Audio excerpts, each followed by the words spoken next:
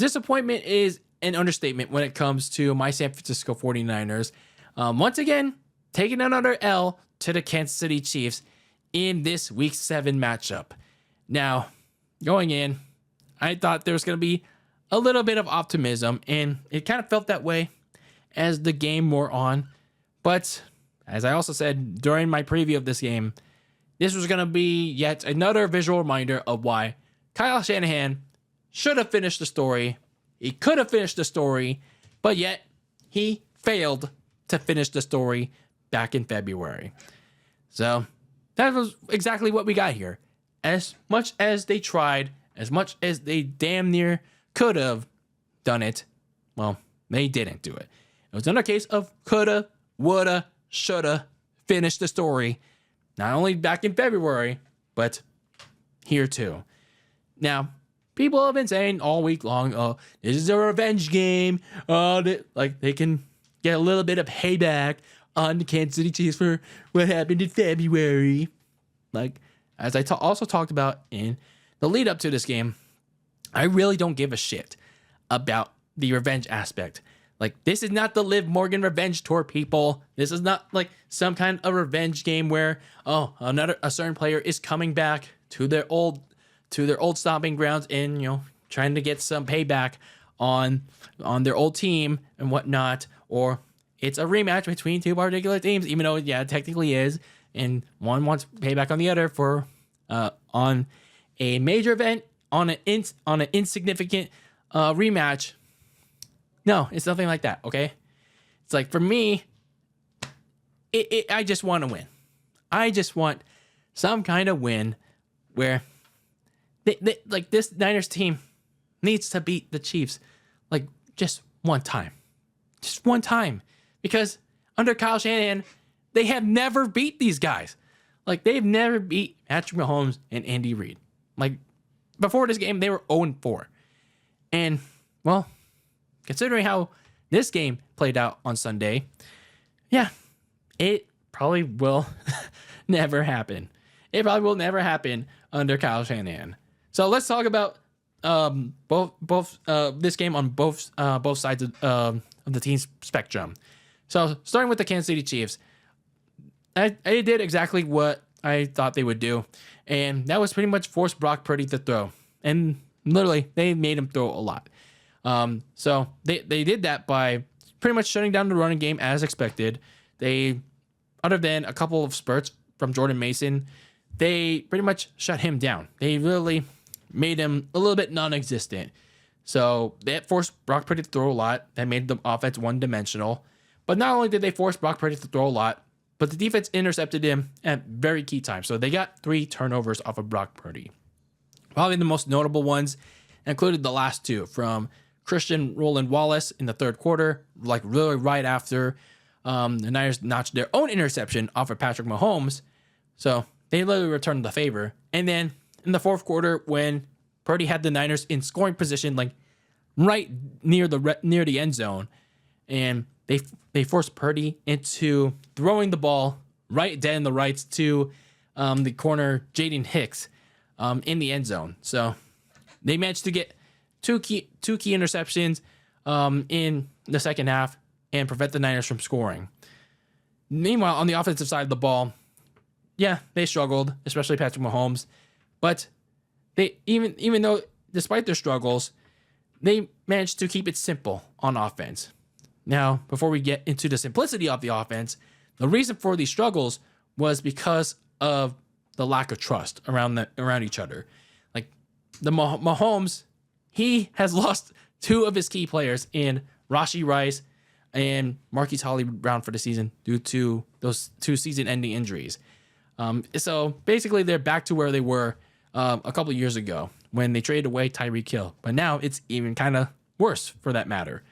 And especially considering the fact that the receiving core for the Kansas City Chiefs was pretty much dropping like flies going into this game, and even more during this game. Juju Smith-Schuster, who had a hamstring injury going in, he was kind of phased out with this game because he kind of aggravated it. And Xavier Worthy, he also kind of struggled in this game. And he also was overshot on a Mahomes deep ball. So the deep ball was kind of relatively ineffective in this game. So, you know what they decided to do? Andy Reid decided to make things pretty easy for his quarterback, keeping it simple, short passes, and a heavy dose of Kareem Hunt. And you know what? That worked. That really worked for a lot of this game. That allowed them to control the clock and tire out San Francisco's defense. So that pretty much won them the game and keep San Francisco's offense off the field and out of sync. So that pretty much could be their formula going forward, and that's why they're 5-0. No, 6-0. I my numbers are off. So looking at my San Francisco 49ers for that matter, the defense, they also played pretty good in this game, and they pretty much did all they could to hold up Kansas City. They did get to Mahomes a couple of times. Nick Bosa got a sack. So did Malik Collins. And they also held up in coverage against the depleted Chiefs receiving core, including Travis Kelce. They made him a ghost in this game. But unfortunately, their effort on defense, it was pretty much undone by the offense not holding up its end of the bargain. So the defense eventually caved in this game because of the offense. So let's look at the offense on why they struggled. The main piece of the offensive struggles was because of Brock Purdy. Now, I mean, I've given my praises. I give Brock Purdy a lot of credit, but that was when it's justified. In this game, I have to give my criticism. I have to give my negatives on Purdy because it was very justified. He was really bad in this game. He made a lot of very poor throws in more ways than one. Like, especially in the turnover department. He made some pretty bad throws, not just in tight coverage, but in open space.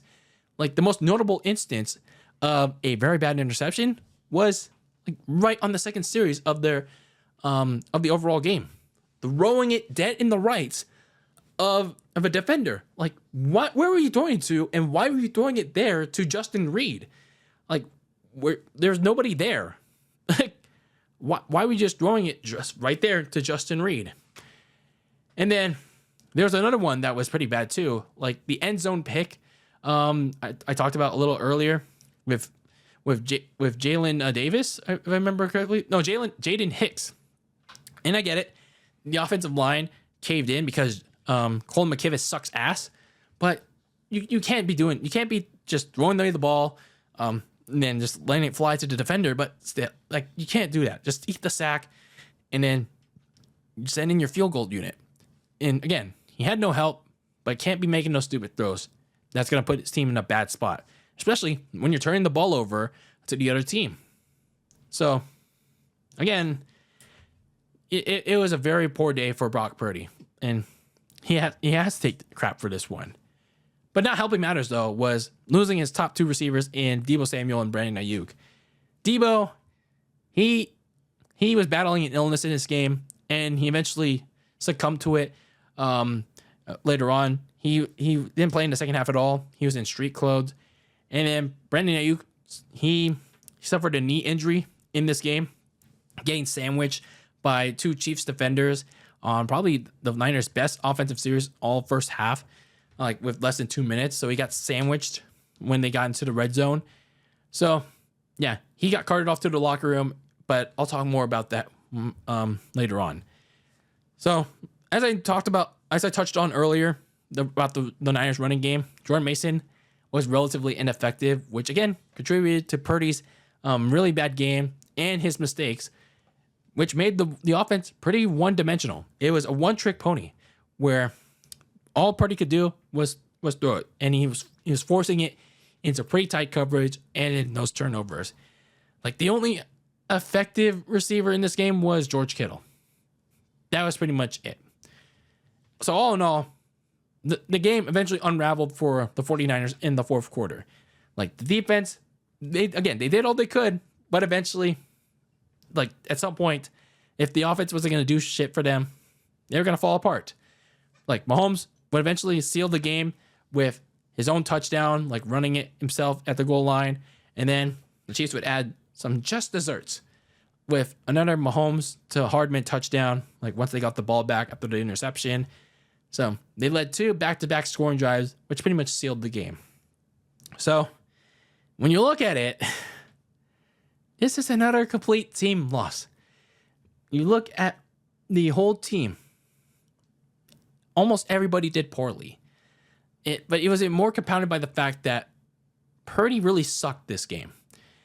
Even if he had most of his Avengers for a portion of the game. Yes, I get it. The team is so badly beat up by injuries. But if we're being honest here, injury mania is running wild across the league, including to these Kansas City Chiefs. They didn't have their top 2 receivers. Travis Kelce is struggling.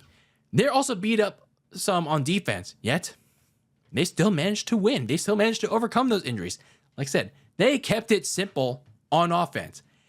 And Andy Reid kept it simple, was creative on his plays for Mahomes. Yeah, Kyle Shanahan couldn't do it for Brock Purdy. What are we doing? That just shows that his play calling is stuck. He can't adapt. He can't get creative with the players that he has. Like, it's hurting Brock Purdy right now. If you want to look at more flaws too, the offensive line, it sucks. The special teams can't cover. It can't tackle. The defense, it had a good game. That's a positive. But it's still relatively inconsistent. And then probably the worst news coming out of this game is the potential ACL tear. The ACL tear to a receiver that was struggling because, well, he decided to cause some drama all offseason long because he wanted to get more money, more than the receivers that were already getting contract extensions, but he just wanted a tad bit more. Yeah, that one. Brandon Ayuk. Brandon Ayuk tore his ACL, which sucks, but it's just like, damn. It's injury mania, running wild again. It is literally running wild again, pal. It's like 2020. It's like 2020 coming back to strike us. Like, again, it's going back to my original point back in the preview. This was another visual representation of why Kyle Shanahan should have finished the story back when he should have in February. And here we are right now suffering the consequences of not finishing the story. Again, Cody Rhodes finished the story. Yes, he couldn't finish the story back at WrestleMania last year.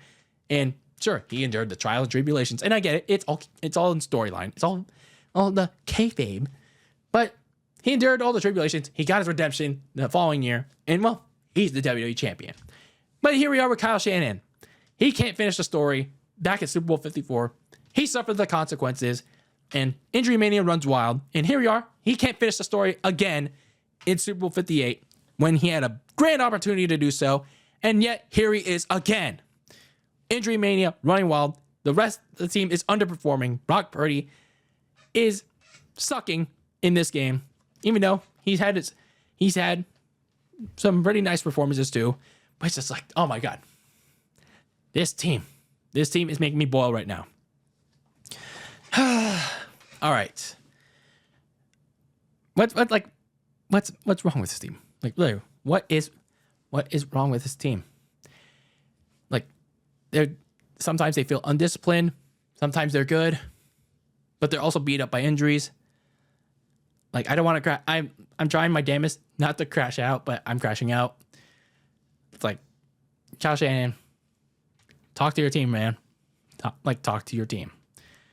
So, anyway, let's look ahead to week 8. They played the Dallas Cowboys. They're fresh off of a bye, looking to get back on track after getting their butts whooped a week ago to the Detroit Lions because, well, it's the Dallas Cowboys.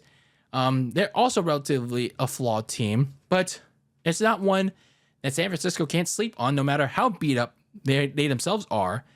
Dallas is also beat up, but again, you can't use that as an excuse because it's just like every other team in the NFL. So if the Niners somehow lose this game next week, going to their own bye week, as I talked about a couple games ago at the end of September, they are screwed. They are screwed, especially considering coming out of the bye week, they have a really tough slate. Bucks Seahawks, Packers, Bills. Oh boy. Oh, Bears. The slate gets even tougher the rest of the way. Oh boy. Like, and that's even if they get some of their key players back, like Dre Greenlaw, Christian McCaffrey. It's like even if they do get healthy, does it even really matter? Like, does it? It's like they should have had a better October. Maybe if they do a little bit better against Dallas, will it fix some things? I don't know. Just something has to change. Some things have to change. But I don't know what that is. But things are not looking good for San Francisco right now. And once again, this is just another visual reminder of Kyle Shanahan should have finished the story back in February, and now he's facing the consequences of not doing so. And this game was the reminder of that. So anyway, let me know your thoughts about this loss to the Kansas City Chiefs in the comments below, and let's have a conversation about it. Let's be civil about it, of course. And until the next one, keep that lasagna very cold in the fridge with your takes on the world of sports. And until I see you, when I see you, peace out.